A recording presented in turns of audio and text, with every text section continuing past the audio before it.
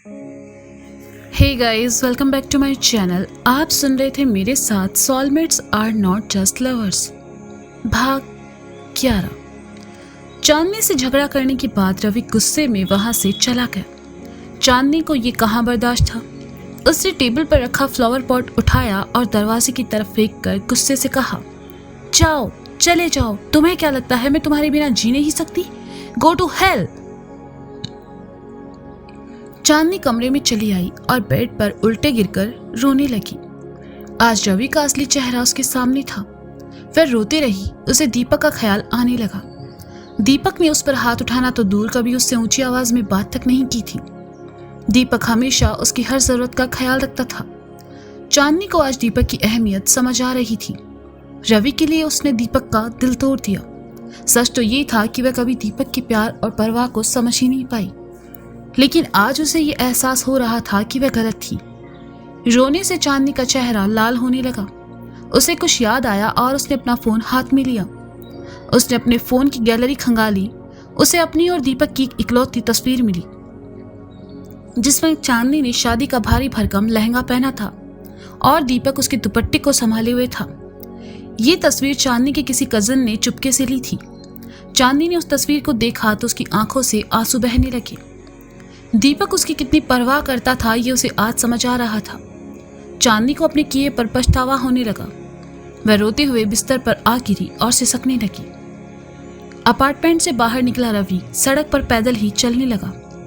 उसके कानों में अभी भी चांदनी के कहे कड़वे शब्द गूंज रहे थे। रवि चांदनी से बहुत गुस्सा था और इस वक्त वह खुद को कैसे संभाले समझ नहीं पा रहा था। रवि की आंखों के आगे सांझ के साथ बिताया वक्त आने लगा।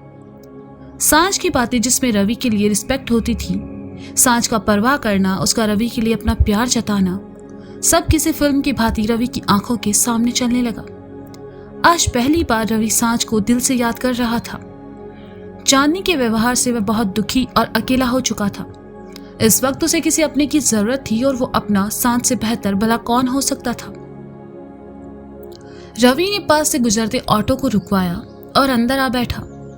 रवि ने उसे अपने पुराने घर का पता बताया और चलने को कहा। ऑटो वाला चल पड़ा।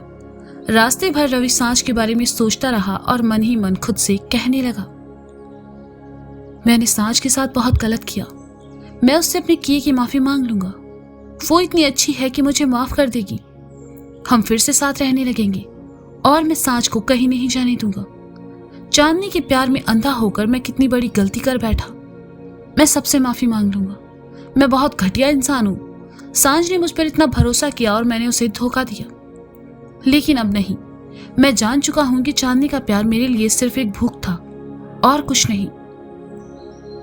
भैया, थोड़ा जल्दी चलिए ना, रवि ने ऑटो वाले से कहा। अरे भैया, बारिश के कारण बहुत पानी पानी हो चुका है। रास्ते जाम है। लंबे रास्ते से जाना पड़ेगा, ऑटो वाले ने कहा। रवि ने हाथ पर बंधी घड़ी में देखा। इस वक्त रात के 2 बज रहे थे। वह 2 बजे सिर्फ सांझ से मिलने जा रहा था। रवि मुस्कुरा उठा। ये पहली बार था सब सांझ से मिलने के लिए वह इतना बेताब था। उसने ऑटो वाले से कहा, ठीक है भैया, आपको जहां से चलना चलिए, बस जल्दी चलिए। ऑटो वाले ने ऑटो दूसरे रास्ते की तरफ मोड़ दिया। घंटे भर बाद रवि अपने घर के सामने खड़ा था। वह बहुत खुश था। अपने पुराने घर को देखकर उसे बहुत सुकून मिला। वह खुशी खुशी अंदर चला आया, लेकिन अंदर आकर देखा कि घर के गेट पर ताला लगा है। सांझ इस वक्त कहाँ गई होगी? मैं उसे फोन करके देखता हूँ, कहते हुए रवि ने अपना फोन निकाला और सांझ का नंबर डायल किया, लेकिन फोन बंद मिला। रवि वहीं सीढ़ियों पर बैठ गया और सांझ के बारे में सोचने लगा। सांझ घर पर नहीं थी, लेकिन इतनी रात में वह कहाँ गई होगी, यही बात रवि को परेशान करने लगी। सांझ शहर छोड़कर तो नहीं जा सकती थी, क्योंकि कुछ हफ्तों पहले ही रवि की उस कंपनी में उससे मुलाकात हुई थी। रवि वहीं बैठकर सांझ के आने का इंतजार करने लगा। सुबह 6 बजे सांझ की आंख खुली। उसने पाया कि वह सोफे पर सो गई थी। वह उठी। उसने देखा दीपक किचन में है। कुछ देर बाद दीपक 2 कप चाय ले आया और 1 कप सांझ की तरफ बढ़ाते हुए कहा, मैंने आपके लिए कैब मंगा दी है, वो थोड़ी देर में आ जाएगी, तब तक आप चाय पीजिए। माफ करना, वो मेरी आंख लग गई थी, सांझ ने चाय का कप लेते हुए कहा। कोई बात नहीं, आप इसे अपना घर समझ सकती हैं, दीपक ने कहा। आपका शुक्रिया, सांझ ने मुस्कुराकर कहा और चाय पीने लगी। दीपक सांझ को देखने लगा। चाय पीते हुए चाय के कप को फूंक मारते हुए सांझ किसी मासूम बच्ची सी नजर आ रही थी। उसके बालों की लट बार बार उसे परेशान कर रही थी। सुबह के वक्त सांझ और भी खूबसूरत नजर आ रही थी। उसका सांवला रंग चमक रहा था। सांझ ने जैसे ही दीपक की तरफ देखा, दीपक ने अपनी नजरें झुका ली और चाय पीने लगा। सांझ ने अपनी चाय खत्म की और उठते हुए कहा, अगर अनजाने में मैंने कभी आपके मन को ठेस पहुंचाई हो तो माफी चाहती हूं। ऐसा मत कहिए, मुझे खुशी हुई कि आपने मुझ पर इतना भरोसा दिखाया। मेरे लिए इतना ही काफी है। शायद आपकी कैब आ चुकी है, दीपक ने खिड़की के बाहर देखते हुए कहा। हाँ, मुझे अब चलना चाहिए, कहते हुए सांझ ने टीवी के पास रखे अपने पर्स को जैसे ही उठाया, पर्स के एक तरफ की हुक निकल गई और वह नीचे जा गिरा।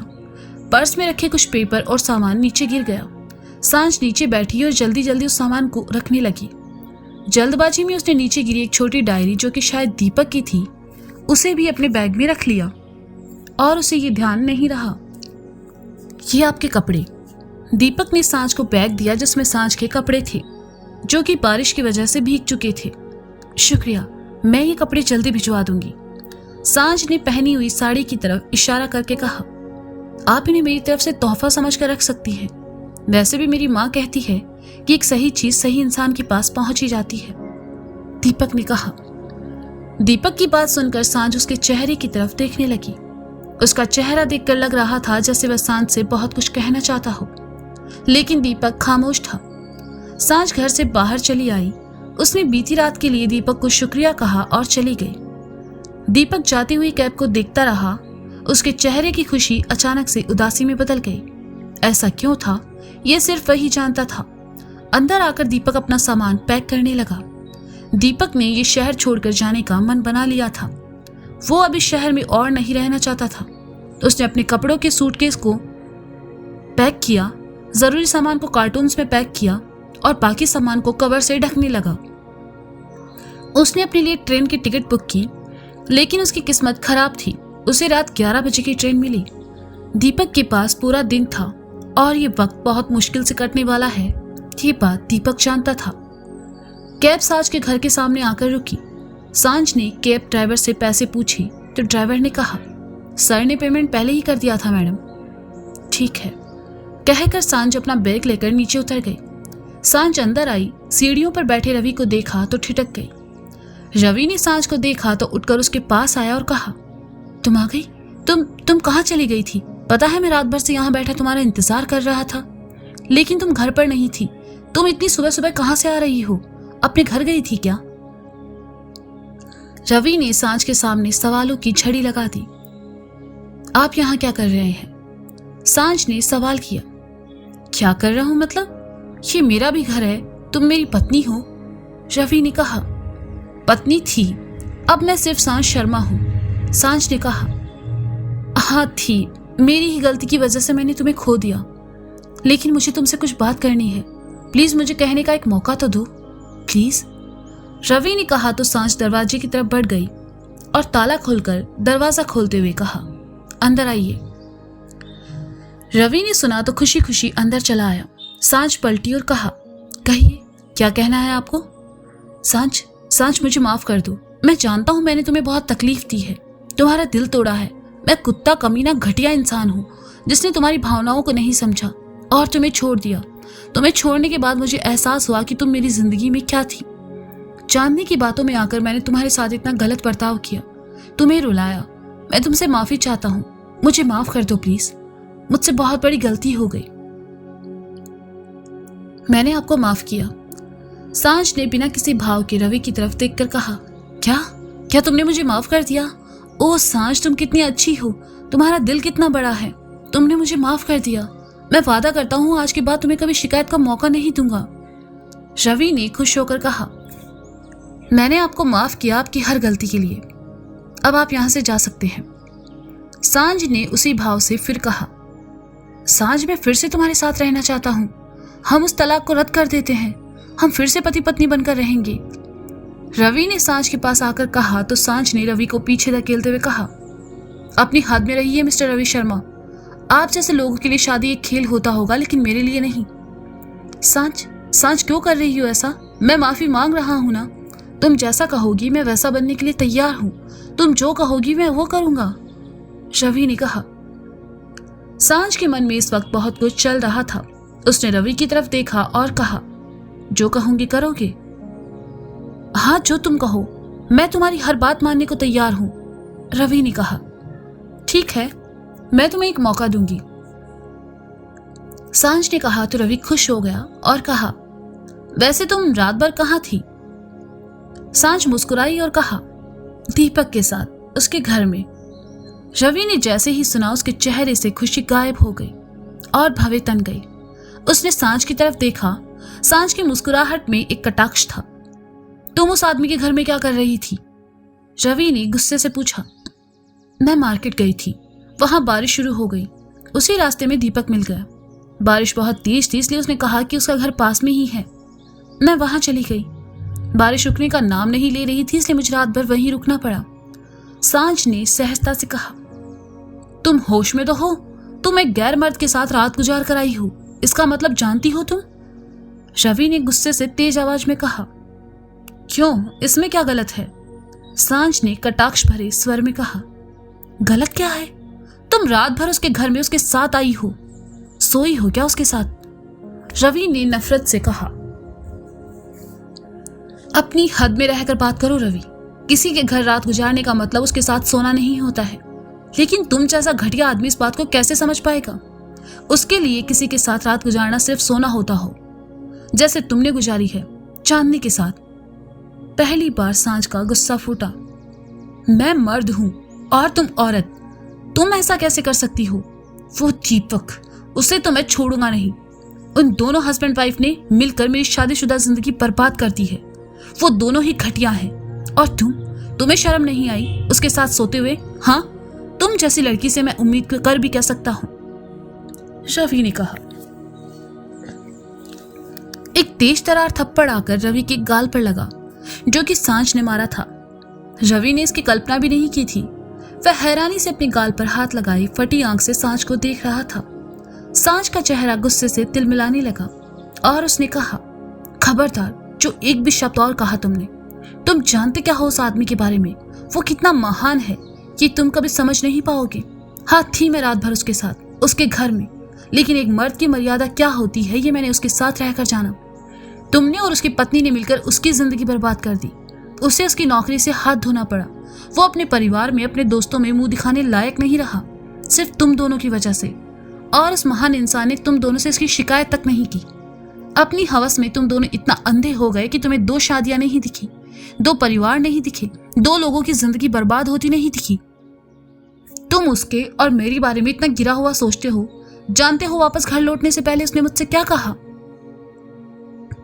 सांझ इतना कहकर रुक गई तो रवि सांझ की तरफ देखने लगा।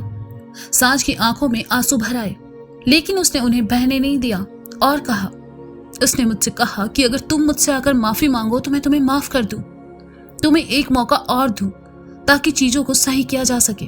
क्योंकि उसका मानना है कि कुछ रिश्तों को जाने से रोकना हमारे बस में होता है। तुम क्या समझोगे वो कितना नेक दिल इंसान है। रवि ने सुना तो उसे एहसास हुआ कि गुस्से में आकर उसने सांझ और दीपक के बारे में बहुत गलत बातें बोल दी है। उसने जैसे ही सांझ से कहने को मुंह खोला, सांझ ने गुस्से से अपना हाथ आगे करके उसे रोक दिया और कहा, सिर्फ उसके कहने पर मैंने अभी तुम्हें एक मौका दिया था, लेकिन अफसोस कि तुम उस पर खरे नहीं उतर पाए। जिस इंसान को मुझ पर भरोसा रही वो मेरे साथ रहने लायक नहीं है। उस दिन तलाकनामे पर साइन करते हुए मैं रो रही थी, लेकिन आज उसी तलाकनामे के लिए मैं तुम्हें कुछ कहना चाहती हूँ। तुम्हारा शुक्रिया। तुम मेरे प्यार और परवाह के लायक नहीं हो। तुम यहाँ से जा सकते हो। रवि समझ गया कि अब सांझ उस पर कभी भरोसा नहीं करेगी। सही मायनों में उसने आज हमेशा हमेशा के लिए सांझ को खो दिया था। मुंह लटकाए वह घर से निकल गया और वापस जाने के लिए लौट गया, अपनी उसी दिखावटी और झूठी दुनिया में। सांझ ने गहरी सांस ली। उसके मन में रवि के लिए आखिरी जो कुछ बचा था वह आज उसने निकाल दिया। सांझ काफी हल्का महसूस कर रही थी। उसने अपने लिए चाय बनाई और लेकर बालकनी की तरफ चली आई। चाय पीने के बाद उसने एक अच्छा संगीत लगाया और सुनते हुए अपने घर की साफ सफाई करने लगी। रवि और उससे जुड़ी सभी चीजों को उसने एक बॉक्स में डालकर उसे स्टोर रूम में रख दिया। काम करते हुए सांझ शीशे के सामने से गुजरी तो रुककर खुद को देखने लगी। उस साड़ी उस पर बहुत अच्छी लग रही थी। सांझ उस बात पर मुस्कुरा उठी। उसके कानों में दीपक के कहे शब्द गूंजने लगे, आप इन्हें मेरी तरफ से तोहफा समझ कर रख सकती है। वैसे भी मेरी माँ कहती है कि एक सही चीज सही इंसान के पास पहुंच जाती है। सांझ ने उस साड़ी को छूकर देखा। एक खूबसूरत एहसास उसके मन को छूकर गुजरा। वह मुस्कुरा उठी। घर के काम के बाद सांझ ने अपना पसंदीदा खाना बनाया और खाने लगी। सांझ के मन में अब कोई बोझ नहीं था, ना ही किसी तरह की कोई चिंता। दीपक दिन भर सोफे पर बैठा सांझ के बारे में सोचता रहा। उसके साथ बिताए पल उसकी आंखों के सामने आने लगे। पुलिस स्टेशन से लेकर अब तक वह जितनी बार भी सांझ से मिला था, वो सब पल किसी खूबसूरत याद की तरह उसकी आंखों के सामने चलने लगे। उसका मन भारी होने लगा। उसने अपनी घड़ी में देखा जो कि शाम के 5 बजा रही थी। ट्रेन 11 बजे थी। दीपक के पास अभी काफी टाइम था, इसलिए वह घर से निकल गया। वह कुछ वक्त अकेले बिताना चाहता था, इसलिए झील चला आया। लेकिन यहाँ भी सांझ की यादों ने उसका पीछा नहीं छोड़ा। उसी शाम सांझ ने वो बैग उठाया और उसमें से अपना फोन निकालने के लिए जैसे ही हाथ डाला, उसके हाथ दीपक की डायरी लगी। उसने डायरी को उलट पलट कर देखा और कहा, ये तो दीपक की है, शायद उसकी पर्सनल हो, मुझे उसे ये लौटानी चाहिए। सोचकर सांझ तैयार हुई। उसने आज कई दिनों बाद अपनी पसंदीदा हल्के गुलाबी रंग की साड़ी पहनी, लाइट मेकअप किया। उसके बाल लंबे थे इसलिए उनकी चोटी गूंथ ली। उसने ललाट पर छोटी सी बिंदी लगाई। सांझ ने अपना बैग और वो डायरी उठाई और घर से निकल गई। सांझ ने ऑटो रुकवाया और उसमें आ बैठी। सांझ गुनगुना रही थी। आज वो दिल से खुश थी और ये खुशी उसे दीपक से मिली थी। दीपक ही था जिसने हर बार सांझ को जीने की एक नई वजह दी, हिम्मत दी परेशानियों का सामना करने की। कुछ देर बाद सांझ दीपक के घर पहुंची, लेकिन घर पर ताला लगा देखकर वह हताश हो गई। जाने के लिए जैसे ही पलटी, पड़ोसन ने कहा, आप दीपक से मिलने आई हैं? जी, क्या आपको पता है वो इस वक्त कहाँ होंगे? सांझ ने सवाल किया। दीपक आज अपने सामान की पैकिंग कर रहा था। पूछने पर बताया वो हमेशा हमेशा के लिए यहाँ से जा रहा है, शायद चला गया होगा, पड़ोसी ने कहा और चला गया। सांझ ने जैसे ही सुना उसके दिल में एक टीस उठी। दीपक क्यों चला गया? उसने सांझ को अपने शहर छोड़ने की बात क्यों नहीं बताई? वो कहाँ गया होगा? सांझ के मन में कई सवाल एक साथ आने जाने लगे, लेकिन जवाब नहीं था। वो नहीं समझ पा रही थी कि उसका मन इतना भारी क्यों हो रहा है। उसकी आंखों में आंसू भर आए। उसकी नजर अपने हाथ में पकड़ी दीपक की डायरी पर चली गई।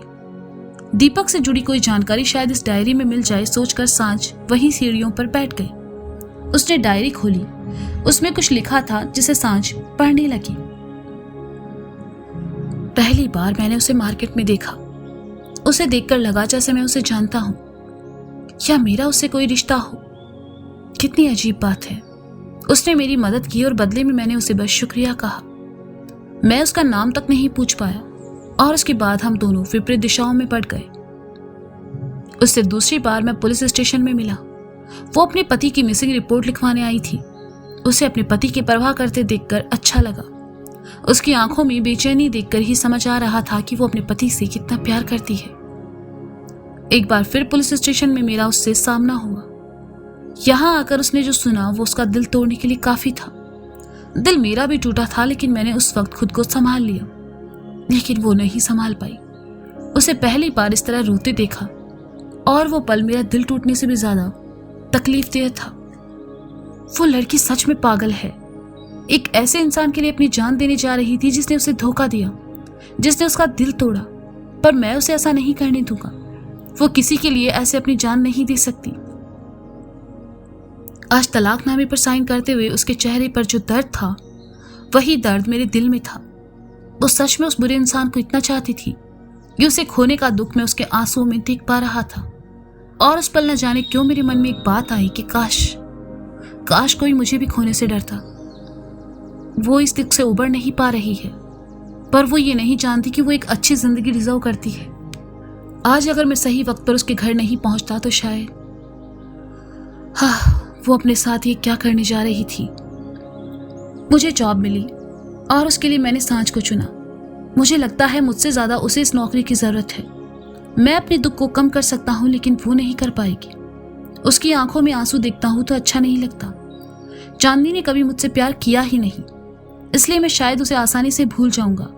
लेकिन सांझ को तो धोखे के साथ साथ झूठे प्यार का भी मिला था। वो खुद को कैसे इन सब से निकाल पाएगी। पर शायद ये नौकरी उसका सहारा बने और वो अपने पैरों पर खड़ी हो। मैं नहीं जानता क्यों, पर मैं उसे एक मजबूत औरत के रूप में देखना चाहता हूं। रवि ने क्या खोया है, उसे इस बात का एहसास होना चाहिए।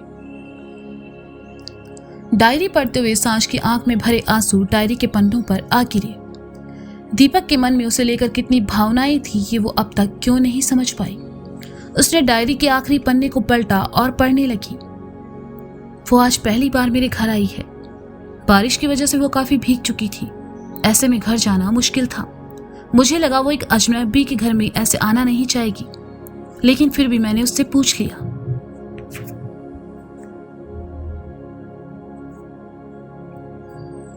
उसने कहा कि वो मुझ पर भरोसा करती है। एक मर्द के लिए कहे गए सबसे खूबसूरत शब्द होते हैं ये। मैंने उसे वो साड़ी पहनने को दी जो चांदनी के लिए खरीदी थी, जिसे चांदनी ने कभी देखा तक नहीं। पर मेरी माँ हमेशा एक बात कहती थी कि हर सही चीज सही इंसान के पास पहुंची जाती है। उस साड़ी में वो बहुत सुंदर लग रही थी। मेरी नजरें बार बार उसे देखना चाहती थी, लेकिन मैं उसे असहज करना नहीं चाहता था। वो बहुत लाजवाब खाना बनाती है, बिल्कुल वैसा ही जैसा मेरी माँ बनाया करती है। वो सच में अन्नपूर्णा का रूप है। वो सो चुकी है और मैं उसके सामने बैठकर उसे देखते हुए इस आखिरी पन्ने को खत्म करने जा रहा हूँ। मैं चाहता हूँ ये कहानी यहीं खत्म हो जाए। कल सुबह मैं ये शहर छोड़कर हमेशा हमेशा के लिए चला जाऊंगा। अगर मैं यहाँ रहा तो मेरे मन में सांझ से बार बार मिलने का ख्याल आएगा। ऐसे ख्याल इन दिनों मुझे रोज आते हैं। इस रात के बाद अगर मैं उससे फिर से मिला तो शायद मैं उसके प्रेम में पड़ जाऊंगा, और ये बहुत ही अजीब बात होगी। मेरा यहाँ से चले जाना ही सही रहेगा, लेकिन सांझ के लिए मेरे मन में सम्मान हमेशा रहेगा। मैं जब जब उसे देखता हूँ मुझे उसके औरत होने पर नाज होता है। उसके मन में जो दुख था वो शायद अब कम हो चुका है, लेकिन मैं अपने मन को खाली करने कहाँ जाऊं। जाने से पहले झील जाना चाहूंगा। शायद वहां बैठकर मैं अपने दुख को कुछ कम कर सकूं। लगता है जैसे मैं सब कुछ खो रहा हूं। इसके आगे कुछ नहीं लिखा था। सांझ की आंखों से झरझर आंसू बहने लगे। एक अजनबी उस पर इतना भरोसा करता है, उसकी इतनी परवाह करता है, उसकी भावनाएं समझता है, ये जानकर सांझ का मन उदासी से भर गया। उसे दुख था कि वह रात भर दीपक के साथ थी, लेकिन उसने एक बार भी उसका दुख बांटने की कोशिश नहीं की। सांझ ने अपनी साड़ी के पल्लू से अपने आंसू पोंछे, उस डायरी को बंद करके अपने बैग में रखा और खुद से कहा, मुझे उसे रोकना चाहिए था। वो मर्द है और शायद इसलिए उसने अपने दुख को कभी मेरे सामने जाहिर नहीं किया। मुझे उसे रोकना चाहिए था। रवि ने जो मेरे साथ किया वही चांदनी ने भी उसके साथ किया।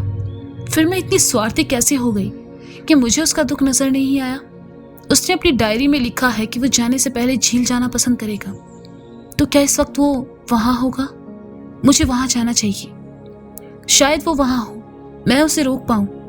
सांझ ने उठते हुए कहा और दीपक के घर से बाहर चली आई। सांझ झील किनारे पहुंची।